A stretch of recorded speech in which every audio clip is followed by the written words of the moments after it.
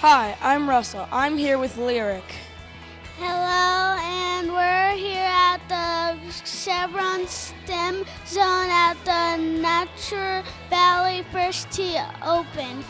So tell me, Lyric, what did you learn today? I learned a lot. Well, for instance, what did you learn here at the air cannon exhibit? I learned about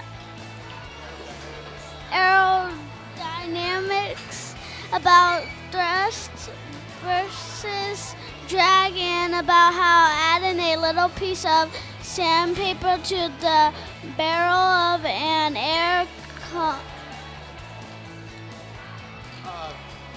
a ping pong ball to change direction. Wait, what? Causes a ping pong ball to change Causes a ping pong ball to spin and change direction. Wow, I'm impressed. Thanks, Chevron.